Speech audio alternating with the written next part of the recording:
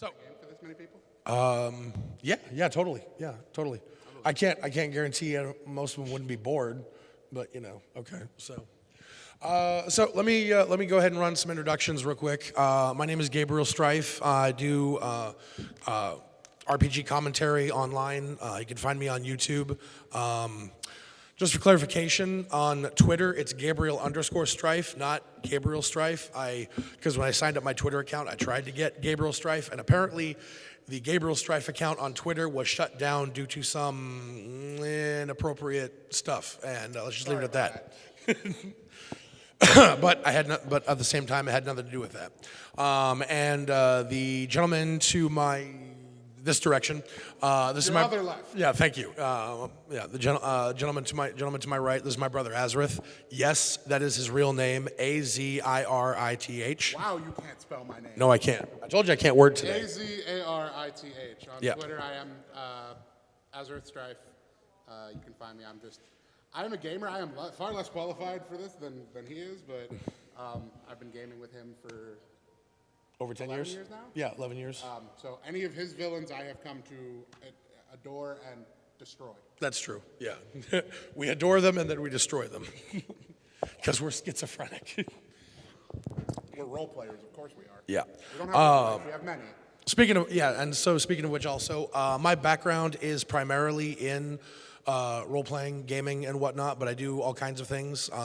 This day and age, I've kind of didn't necessarily coin the epitaph, but I've been using the phrase omni-gamer because I do a little bit of everything. This day and age, it seems like, you say gamer, people get confused. They don't know whether you're talking about just video games or role-playing. So I said, no, fuck it, omni-gamer. Okay, that's me. What's that? OG, thank you. Yeah, there you go. Original gamer. Awesome. Man, that's a lot better. Yeah. So, truth be told, this year I'll be turning, and with that have been gaming for 30 years altogether. I started playing Dungeons & Dragons when I was 8 years old. No, I'm not kidding. And I've been gaming and doing all other kinds of stuff since then. I have written a few things. I have published a couple of things, not under the name Gabriel Strife, so you probably wouldn't find it out there. Nothing I'm terribly proud of, so I'm not looking to plug any of that, so don't ask. So, although I do have an account on Lush Stories. You want to plug Cassandra's story? What's that? Oh, yeah. So, yes, like I said, my name is Gabriel. This is Azrith. I'm married to a woman named Cassandra Strife, if anyone's interested. She's got a blog that she's been writing for a while. It's called Zombie Diapers. It's all about a young girl trying to take care of an infant baby during the zombie apocalypse. So, Who likes zombie movies? You'll probably like it. yeah. I yeah. don't. So if nothing else, Kate, so if nothing else, there I gave her a plug at MAGFest. So, yeah. So check out Zombie Diapers by Cassandra Strife. Okay. Let's see. Any other introductiveness? I think that's about it. Let's get a poll of the room. Who here is a video gamer? Likes video games and stuff. Yeah, I figured that. That's everybody. Role players? Yes. And Awesome. are you from Pittsburgh? All right. Role player from Pittsburgh? We need to talk. We got to ride home. You too. Not my hopes up. We need to talk. We need more gamers. We need All right. more players. All right. Is the camera guy here? Are we filming this yet? Are we getting started? Anybody? I see a camera in the back. I don't know if it's going though, so I'd hate to think that this is all being wasted. All right. Anyway. Writers, novelists. Awesome. I feel What? so inferior. You write comics? Yeah. Okay. Cool. Comic books, probably the most predominant villains in modern media. Yeah.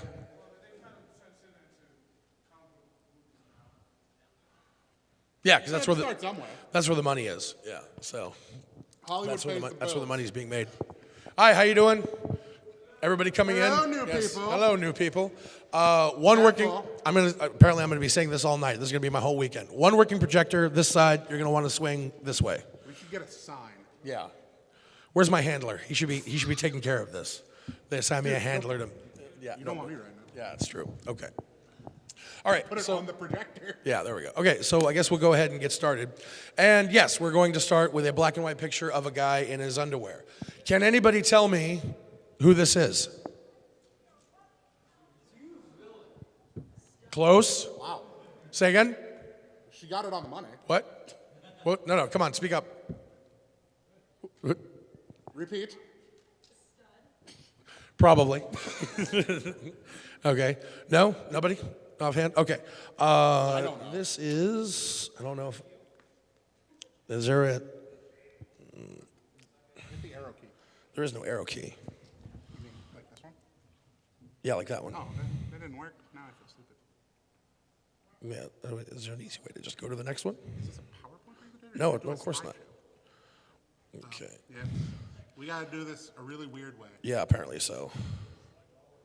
Yeah, actually, that's a good idea. Select all.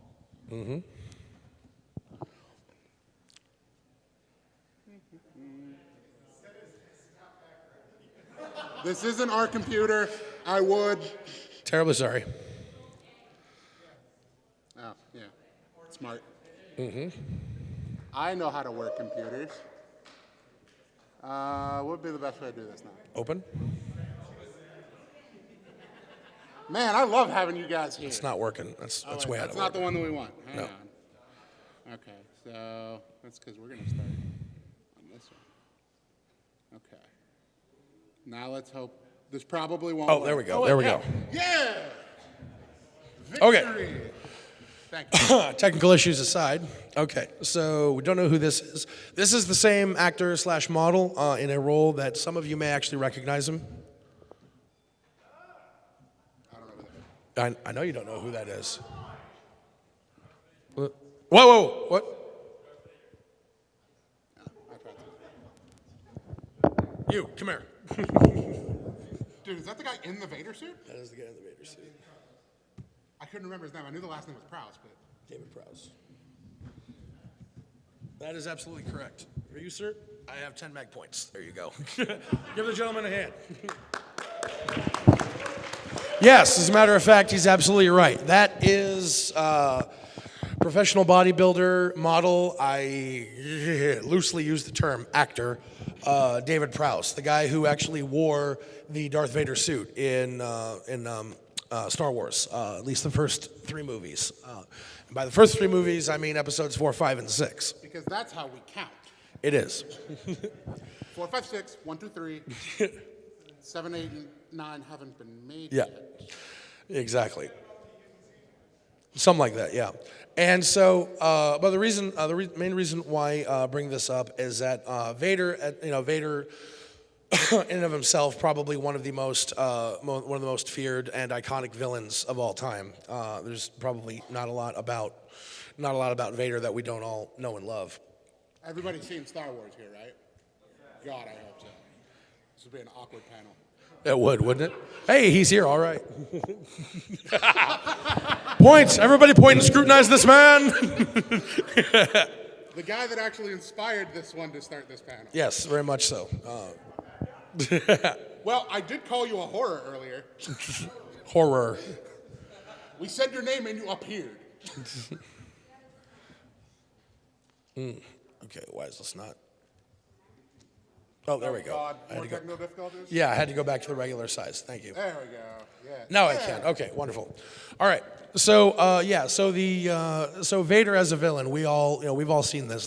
It's a face that we all recognize. But does anybody have any actual idea as to what makes him so scary? What makes him a villain? Yeah. What makes him a villain? What makes him so scary?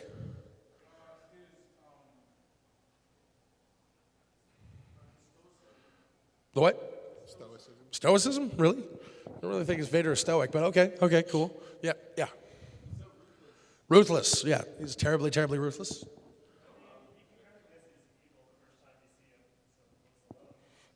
Okay, so he looks evil. Yeah, just because he looks like the bad guy when he walks in the Vader room. is typecasted as a villain. Yeah, pretty much. Okay. All right. Yeah. Green shirt. Yeah.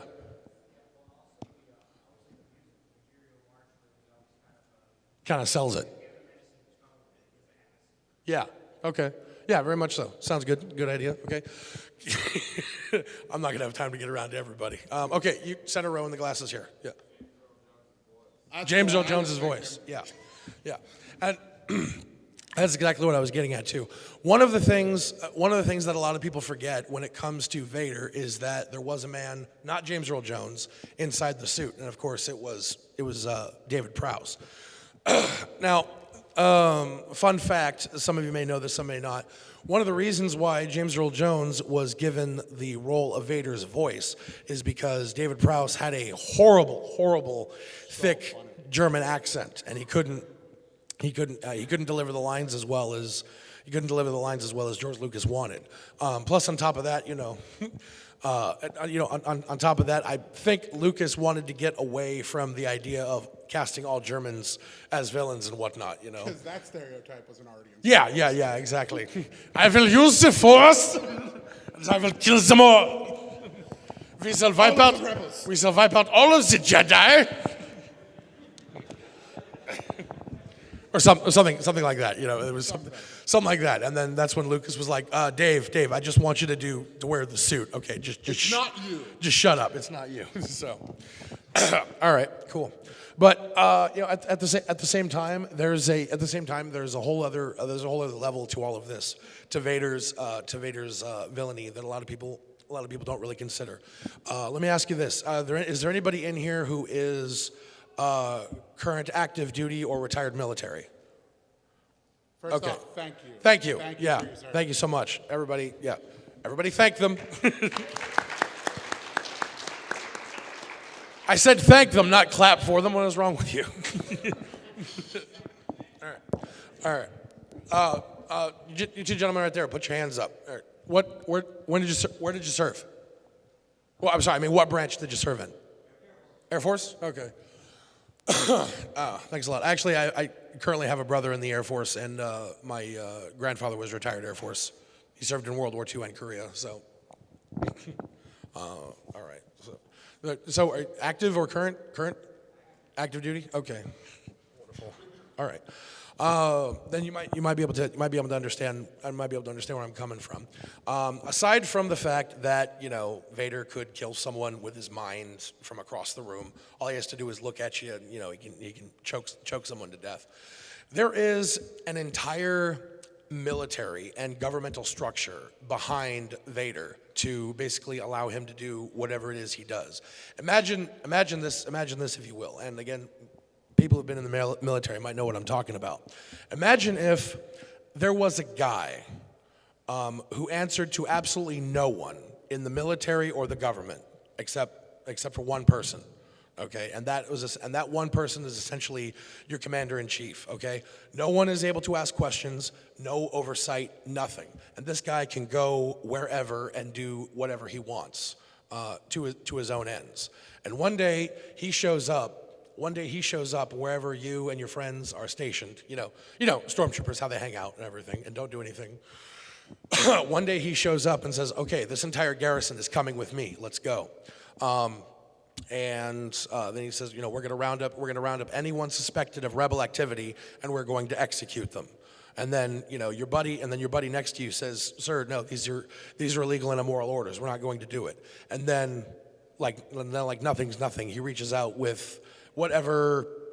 Some hokey religion. Yeah, some hokey religion or ancient weapon, and cuts your friend down right next to you. Would you stay with the Imperial military, or would you go join the rebellion? Yeah, yeah. Aside from all of that, Vader is one of the and of course what we all know about the Star Wars mythos, the Star Wars universe, is that Vader is one of those guys that operates off of fear, being a dark force user. Fear is his big thing. Not only causing fear, but able to feed off the fear of others. So for him, that's one of his. That in of itself is probably his greatest asset, his greatest weapon, and is what makes him so dangerous and so feared. It's the fear itself that he's able to instill in people. because he's got the mask and he's got David Prowse wearing the suit. Incidentally, also, like I said, my background is primarily role playing and whatnot. But anywhere you read or find stats for Vader, Vader stands 2 meters tall. Vader, which is roughly 6 feet 8 inches, is friggin' huge. And Vader is 2 meters tall because David Prowse is 2 meters tall. A lot of people overlook that. Well, 2 meters tall with the boots and the helmet on, something like that. So yeah, you have this dark, imposing guy who can walk into a room, command anyone to do anything, or kill them without question, without anybody able to say boo about it. And the only person he answers to is more evil and twisted and sadistic than he is. Yeah. And the only person he answers to is the one guy in charge of the entire government. Who is worse than him. Yeah. So that is one of the things that make one of the probably better example. Like I said, one of the more iconic examples of a really, really great villain. Okay, what's next? How many of you here have seen Babylon 5? Not a lot. Okay. How many? Let me ask you this. How many here? Obviously, the rest of you have not seen Babylon 5. How many here have not even heard of Babylon 5 until now? Get out! No. I have, only because of you. No, that's okay. All right. So, Babylon 5 is certainly one of my favorite sci-fi TV series. It's one of those shows that actually. It's actually a sci-fi series that actually withstood the test of time. And by that, I don't mean not the way that Star Trek or Star Wars has withstood the test of time. Back in the 90s, this was pretty much the only other sci-fi on TV, aside from Star Trek. Because it lasted a hell of a lot longer than every other sci-fi show that was out there. I mean, like Firefly, I love Firefly, but Firefly lasted 14 episodes. And just for funsies as well. Space Rangers, anybody ever actually see or heard of TV show Space? Yes. He's all 6 episodes, right? He's seen all 6 episodes of Space Rangers. See, I say Space Rangers, and some of you are looking at me like, Buzz Lightyear? What? But no. There was actually Power Rangers. Yeah. No, there was actually a very, very, very short-lived TV show called Space Rangers that lasted all of 5 or 6 episodes and whatnot. But Babylon 5 had 5 years on TV, as well as several specials made for TV movies and another spin-off series and things like that. In Babylon 5, there is one of my favorite characters, certainly a great villain. Anybody know who this is? Know the actor's name? Anybody? What's that? No. What? Anybody? Character's name? You know what the character's name? Thank you. Yes. That is Mr. Morden, played by actor Ed Wasser. I'm not sure how he pronounces it because it looks like water in German, Wasser. So, and Mr. Morden is the face of the Shadows. I'll say that again. The Shadows. Mostly because I love to hear myself talk. And the Shadows are an ancient race of aliens that have been around for millions of years. They were flying through space and conquering planets long before humans ever crawled out of the primordial soup and started, moving on land. Long before humans were even human, things like that. And they operate through other people who do their bidding for them.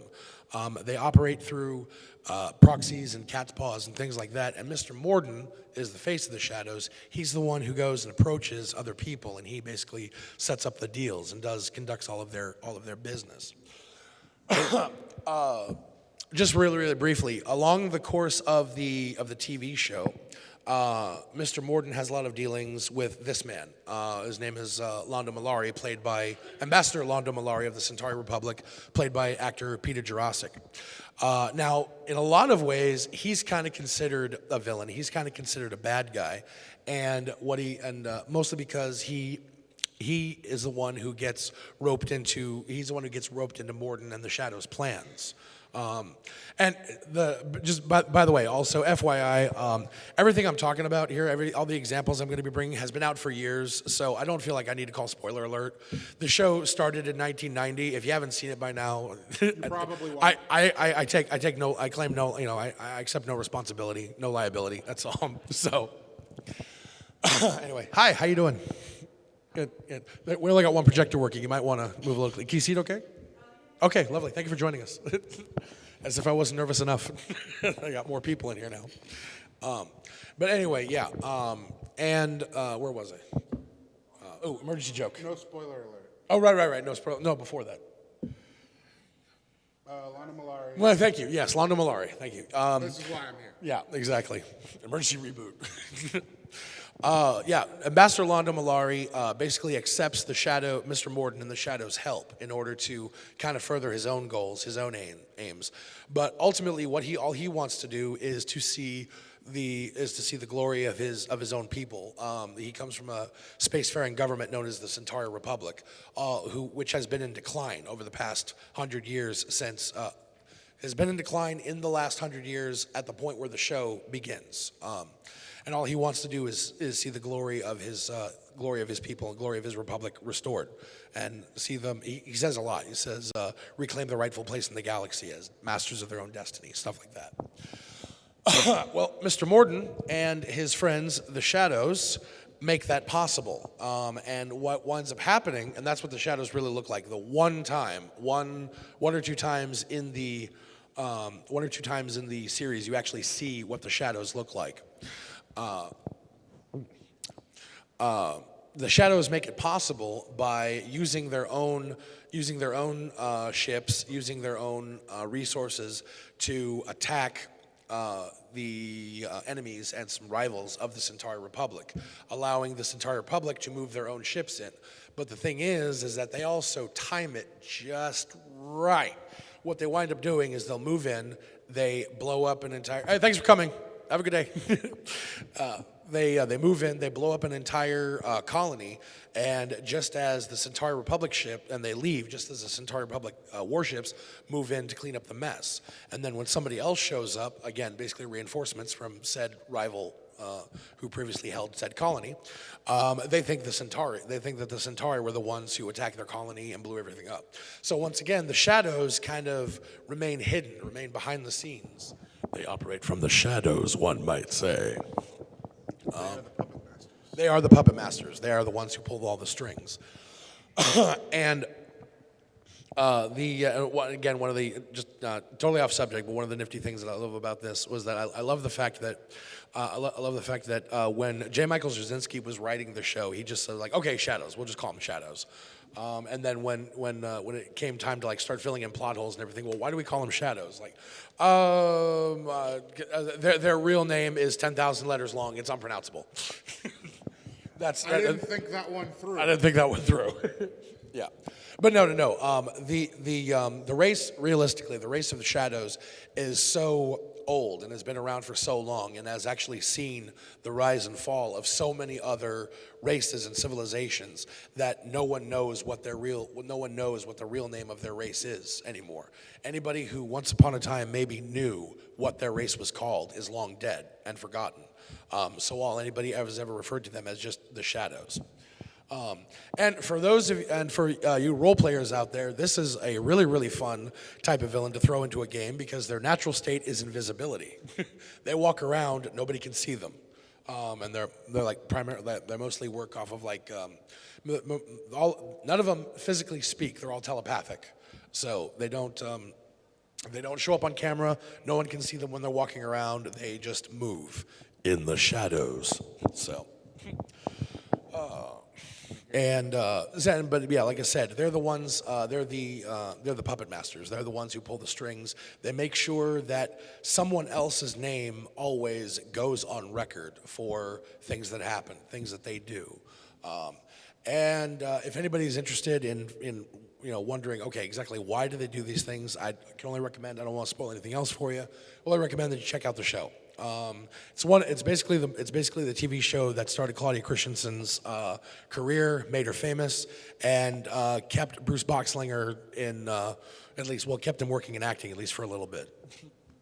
Oh God! Speaking of Bruce Boxlinger, so interestingly enough, and just a quick side note, that is actor Bruce Boxlinger from the original Tron. Below him are actor David Warner, who played Sark, and again, the guy below him is Peter Jurassic. All these guys appeared in Tron, and this is them as they appeared in Babylon 5. Yeah. So, all right. Fun little tidbit. Fun little tidbit. Pardon me for a second. I gotta drink some water. Talk amongst yourselves. Tell them a joke or something. Drop your pants. Something. Keep them entertained. Look at this guy.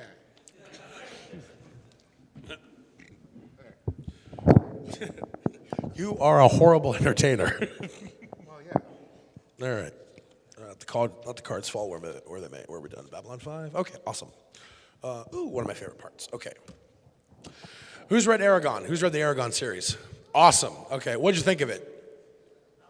You liked it? Aww. What is wrong with you? What?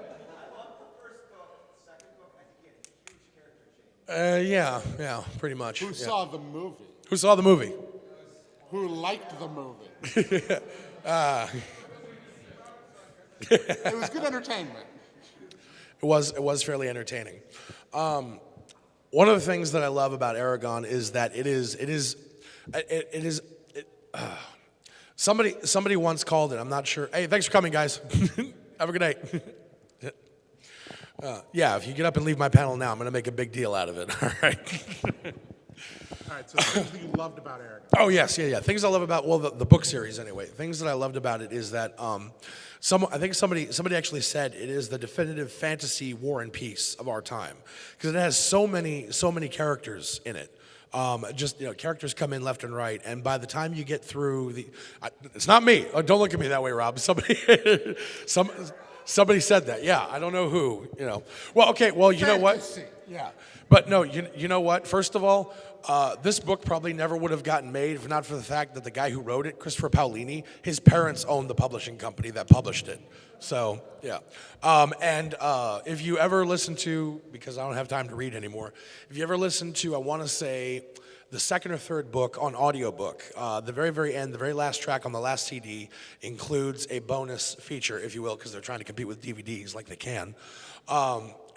Contains an interview between Christopher Paolini and the woman giving the interview is his editor. So everything about this book is it's all insular, right? And she asks him like really, really soft questions. She's like, well, so where'd you get the name for the book? Where'd you get this? What's it like going to high school? What's it like going to high school? Stuff like that. I'm like, come on.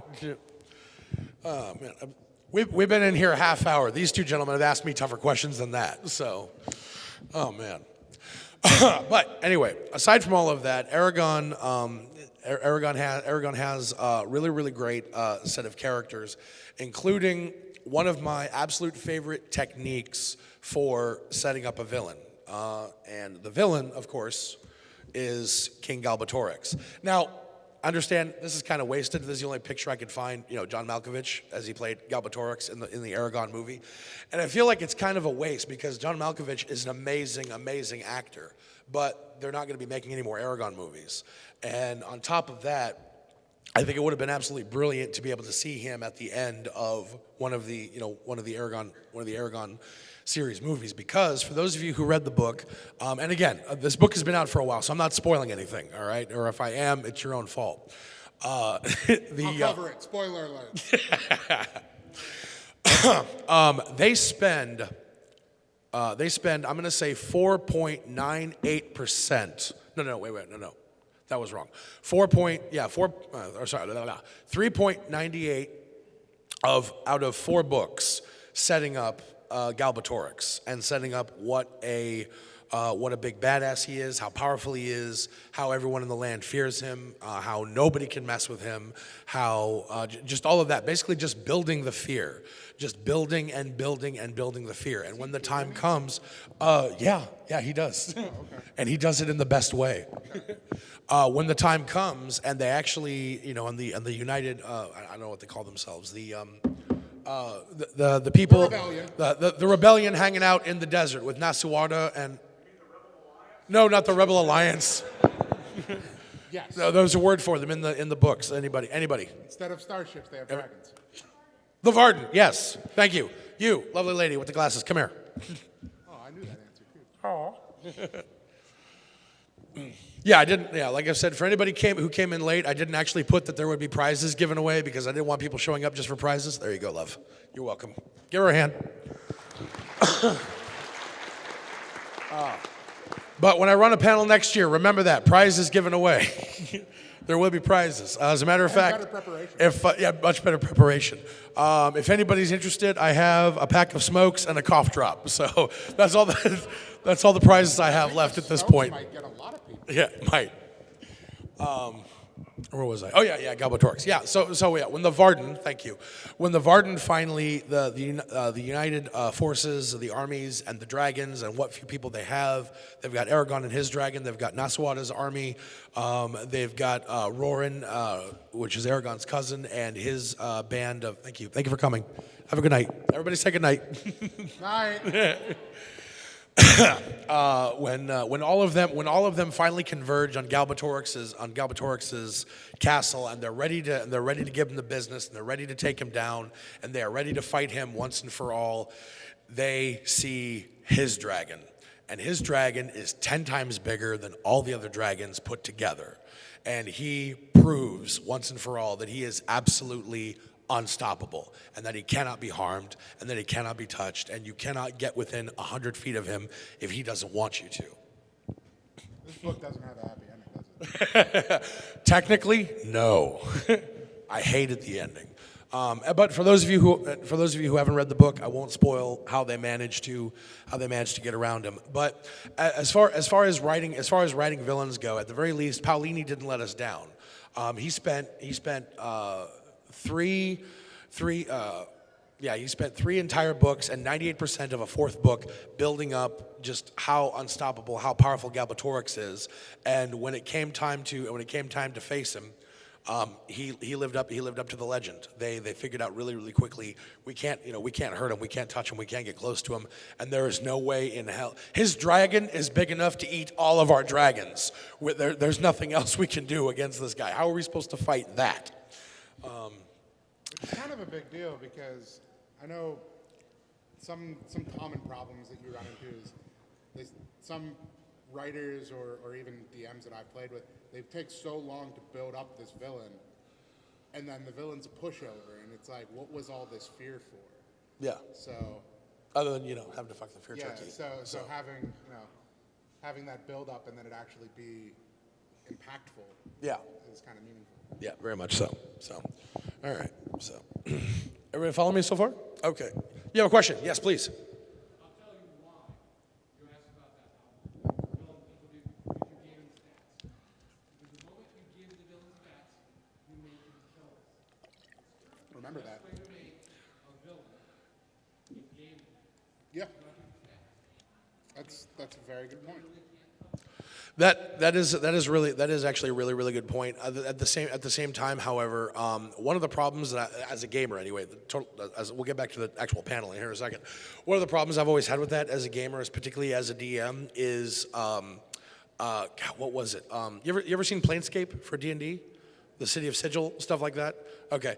There is, the ruler of the City of Sigil is a woman known as the Lady of Pain.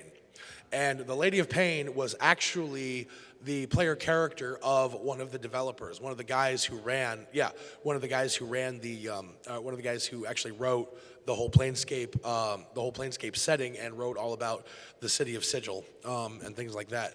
The problem is that the Lady of Pain is never given any stats in the book. So again, making her completely unkillable, and it just it seems unfair. It seems unfair to your players. It seems unfair to your players, your writers, or to your readers rather, I should say. Just basically come all this way, and give them a big middle finger. So, Yes. but yeah, please.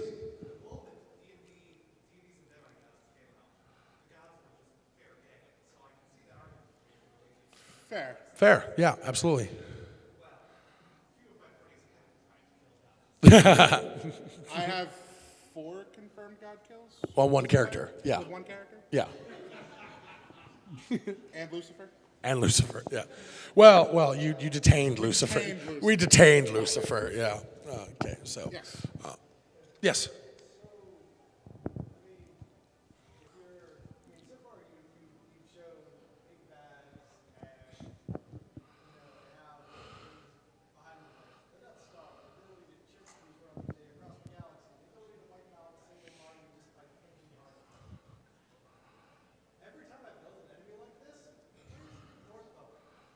Wow. Yep.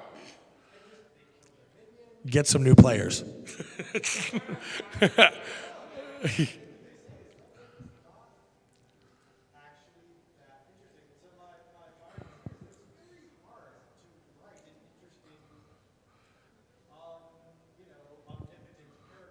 It is, yeah. Because flaws make good characters. Yeah.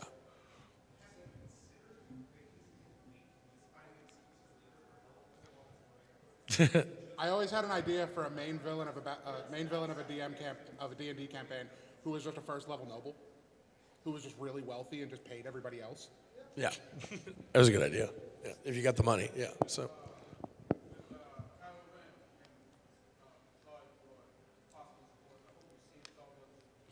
Who hasn't seen Force Awakens? What are you doing here?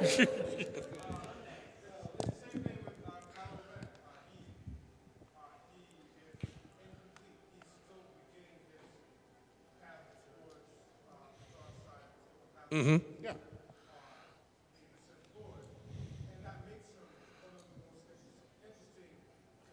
I loved Kylo Ren as a character.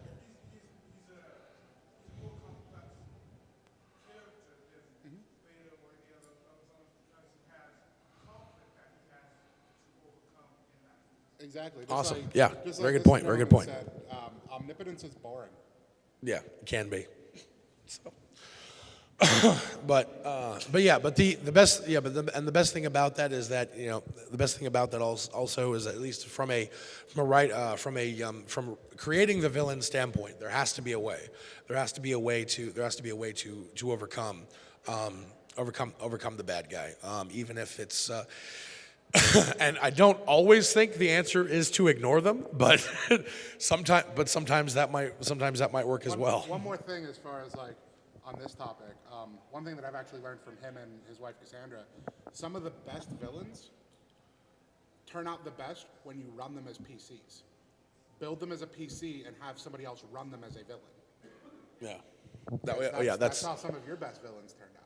That's true. And then the Yeah. game didn't want to kill the villain, so the villain never died. Yeah, unfortunately. Yeah. My wife Cassandra has a bad habit of that. She would she's like, okay, I want to run this game, but I need a villain. I need a serious hardcore villain, and I want but we need to do background on the villain. So I want you to play this guy. I'm gonna run the game. You play the villain, and then when we're ready, I'll put the villain into a game up against everybody else. And then when the time came, she loved the character so much she never put him up against anybody else. She never wanted him to die. She never wanted him to die. Yeah.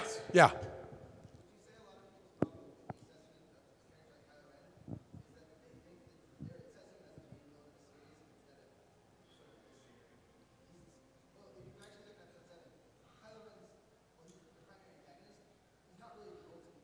Right. I would, yes. That's a very good point. Did everybody catch that? Everybody? Okay, cool. Moving on. You have a question or something to say?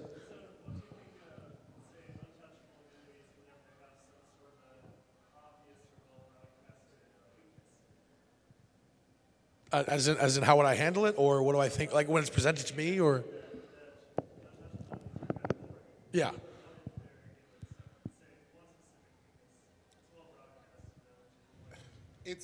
It's good to have the weakness and possibly not it be well broadcasted, but something that can be found. Yeah, if it's well broadcasted, I would, and this is just me, I would immediately assume that the well broadcasted weakness of a supposedly unkillable character or supposedly unkillable villain would be a trap. And as a player and as a reader, I would hope it would be a trap, because if it was that obvious, I hope somebody would fall into it. But from a gaming or even writing or comic book writing, game programming standpoint. Somewhere along the line, probably one of the best things to do with that would be to make like along the way of like trying to exploit this well broadcast weakness. They find out what the real weakness is, or something like that, or at least they get a nudge in the right direction. So Take one more and then yeah. we'll move on. I'm sorry. Along the lines of what villain? What Villain development. development? Okay. Do you think it's better to introduce a villain as a villain or introduce him as an antagonist and have him become the villain? Ooh, okay. actually something I Antagonist asked you earlier. and become the villain. Yes, actually, I would say probably antagonist and become the villain. If you could work that in, I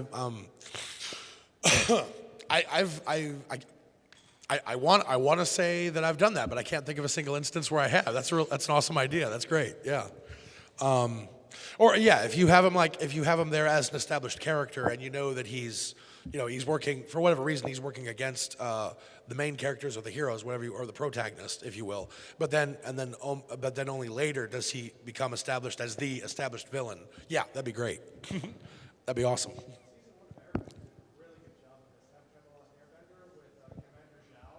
Oh yeah. Yeah.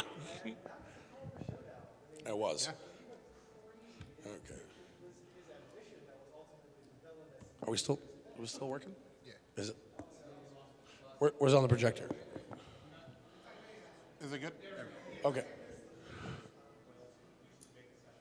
That is true. Sometimes Okay. really good villains start out as protagonists.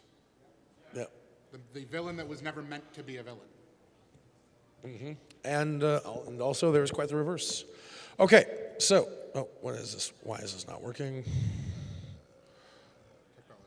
Technology. Okay, let's talk about Chrono Trigger. Whose nipples get hard when I say Chrono Trigger, huh? Oh, thank God, it's not just me. Oh God. See, I told you. You're right. All right. So yeah, hopefully you've played this game again. I should not be spoiling anything. This game has been out since 1995. Hopefully everybody's played it or at least knows the general story about it. Yeah, it's right there. Back when it was Square. Yeah, back when it was Square. Yeah, back when it was Square, not Square Enix.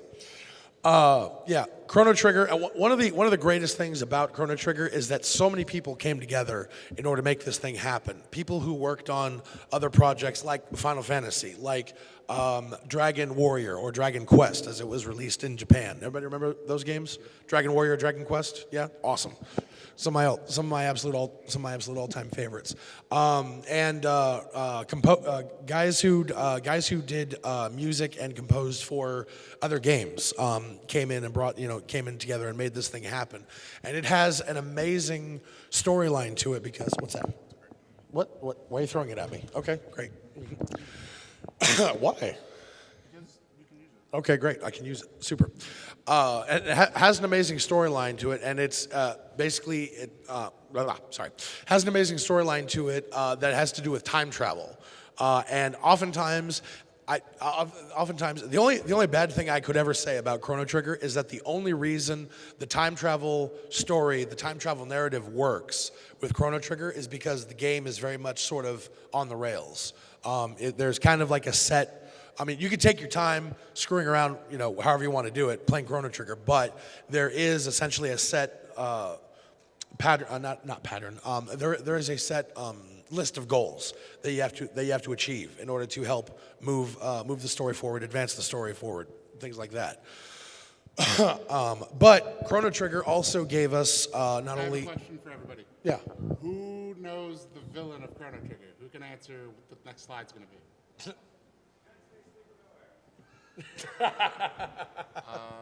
Yes, in the back. Who? Lavos. Yes. Thank you. Yeah. Yep, Although that's come on not the next. Oh, that's not the next slide. not the next slide, That's but- not the next slide. Yeah. Come on up. What? Magus? No, not Magus. There, go ahead and get that over. Okay. up. Thank you. You're welcome. Give her a hand. Give her a hand. Everything.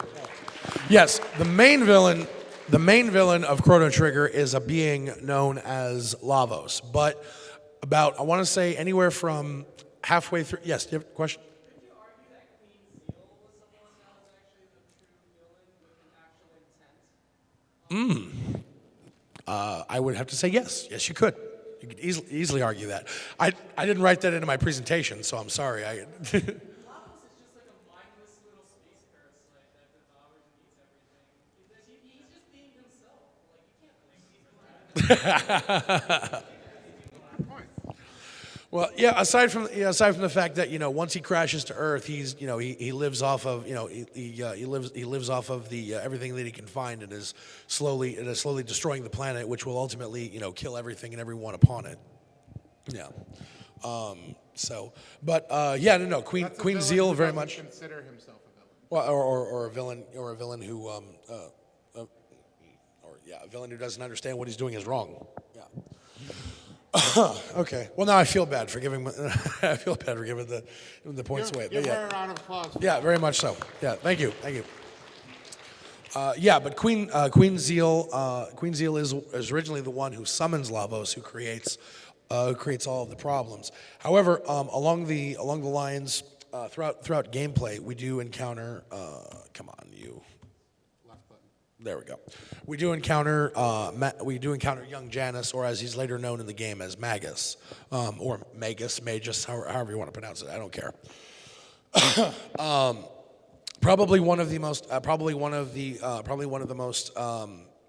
well liked, and if not one of the most well liked characters in the game as well, in possibly in all of gaming. He certainly also set some standards for other villains in the future. If you'll notice, he's tall, broad-shouldered, long hair, and in the game he wields a big scythe. One might, and seeing as how people who worked on other projects such as Final Fantasy helped make this game happen, one might almost call him a proto Sephiroth.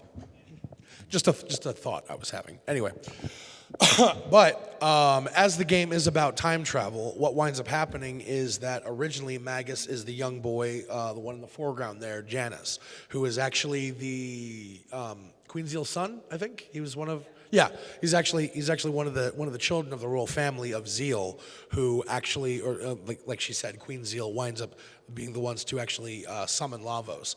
Except until all of this is revealed in the game, Magus is this big evil bad guy who's leading a cult of monsters and demon worshippers, and of course he's got his big bad crew, all of which who are named after rock stars: Flea, Aussie. Which I just thought was brilliant, and ultimately everything he does winds up leading to the main character, or one of the main characters that you play, Chrono, being killed, and when his friends go and find Magus after basically Magus's plan fails. When Magus's plan fails to change the past and to fix everything that happened with essentially his mother summoning Lavos, the main character, Chrono, is killed, and then the other characters go and they find Magus. They go and they find Magus up on a hilltop, I want to say somewhere. And one of the fun things about that is that as the player, right then and there, you have the choice. You have the choice as to whether or not you forgive the bad guy for what he did, or you decide to punish him for what he did, in which case you fight and you kill him, or you decide to forgive him and let him join you, and then you get that guy as part of your party. So that in of itself being one of the ways that a villain can in fact be redeemed, maybe not redeemed so much, but can be defeated. You make him a friend, make him a party member, have him join sides with him. Well, as to whether or not that doesn't make you the villain or make them the villain at one point, that probably depends on the situation, really. But again, like I said, start to finish, absolutely brilliant storyline, villain, and character all the way around. So okay. All right. Okay. Okay. We're almost done here and everything. Okay. So I'm glad Robert showed up for this. So all right. So now the question becomes, after obviously, everything we've discussed, different techniques for writing and for describing villains, everything that we brought up here today. I'd like to hear from one of you guys, your opinion. What makes a great villain? Presence. Yeah. Okay. Anybody else? Yeah. Camouflage. Go ahead. Yeah. One that nobody thinks of himself a villain, okay? Recurring villain, yeah, keep coming back. You'd always be the villain, yeah. You know all about it. Straight back, yeah. Yeah, I've got the same problem. That's why I'm working the microphone. There you go.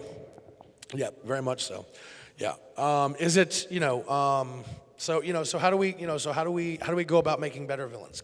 Is it even possible to make better villains than the ones that have actually come before? Oh, I'm sorry. Yes, you have a question or something to add? Go ahead. Yeah, definitely want Which to. leads back to the fear thing. Yeah, leads back to the fear thing, or the thing when we talked about the shadows. And somebody also mentioned about like Vader.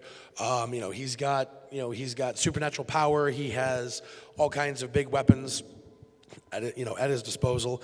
As a matter of fact, last year at MAGFest, our good, I wouldn't really say a friend, I don't know him that well, but a good acquaintance of mine, whom I follow on Twitter, Mr. Robert Aldrich, sitting right over here, did an amazing panel about weapons as characterization, and talked a lot about how the weapons that a given character wields and how they use them, why they wield them,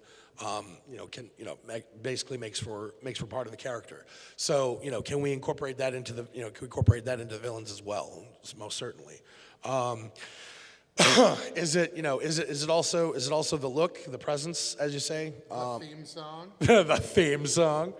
Like Janice or Sephiroth or Vader. All the really great villains that have come before. Things like that. So So ultimately, what it is we're talking about? What is it that makes the villains so compelling? What is it that we can write into a villain to the point where it makes the villain so fascinating that we want to know more about the villain story than we do about the hero, about the characters that we're either reading about or playing in a game, or that we're playing. I'm sorry, I should say playing either in a video game or playing like in a tabletop game, anything like that. We want to know more about the villains in general. So, in 30 years of gaming and writing and whatnot, the best conclusion that I personally have come to, the best answer that I could give to any of that is it's what they do to the characters or to the heroes that makes us as readers, as players, as video game players. Basically, what the villains do to the main characters that makes us feel for the characters, helps us to identify with the characters. What's that? What makes them a villain? Yeah, exactly. It's worked in my games. I've put this poor son of a bitch through the ringer more times than I can count, and it's worked. It's always worked. It's worked for many. The same is true in any medium, whether it's a video game, an RPG, or whether you're writing a book. You take the heroes and you push them. You push them to their limits and you make them suffer. And just when things are at their worst, just when things are darkest, the heroes rise like the sun, and they rise to the challenge. They overcome evil. The good guys win, and the bad guys lose. Because as always, with better villains come better heroes. And also, on a final note, one last thing I wanted to I can't see. Like I said, I can't talk today. Can't word tonight. One final thought I wanted to leave you with. For those of you on this side of the room who have trouble seeing that, villains who twirl their mustaches are easy to spot. Those that clothe themselves in good deeds are well camouflaged. These words were spoken by none other than, I kid you not, Captain Jean-Luc Picard.